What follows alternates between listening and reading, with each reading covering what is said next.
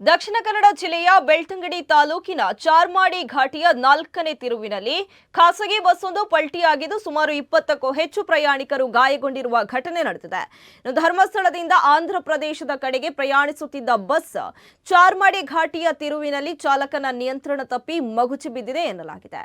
ಬಸ್ಸಿನಲ್ಲಿದ್ದ ಪ್ರಯಾಣಿಕರೆಲ್ಲರೂ ಆಂಧ್ರ ಪ್ರದೇಶ ಮೂಲದವರು ಎಂದು ತಿಳಿದುಬಂದಿದೆ. ಧರ್ಮಸ್ಥಳ ದರ್ಶನ ಮುಗಿಸಿ ತಮ್ಮ ಊರಿಗೆ ಮರಳುತ್ತಿದ್ದಾಗ ಈ ದುರ್ಘಟನೆ ಸಂಭವಿಸಿದೆ. ಅಪಘಾತ ಸಂಭವಿಸುತ್ತಿದ್ದಂತೆ ಸ್ಥಳೀಯರು ಮತ್ತು ವಾಹನ ಸವಾರರು ರಕ್ಷಣೆಗೆ ಧಾವಿಸಿದ್ದಾರೆ. ವಿಷಯ ತಿಳಿಯುತ್ತಿದ್ದಂತೆ ಸುಮಾರು 5 ರಿಂದ 6 ಆಂಬ್ಯುಲೆನ್ಸ್ಗಳು ಸ್ಥಳಕ್ಕೆ ಆಗಮಿಸಿ ಗಾಯಾಳುಗಳನ್ನು ಕೂಡಲೇ ಆಸ್ಪತ್ರೆಗೆ ರವಾನಿಸಿವೆ.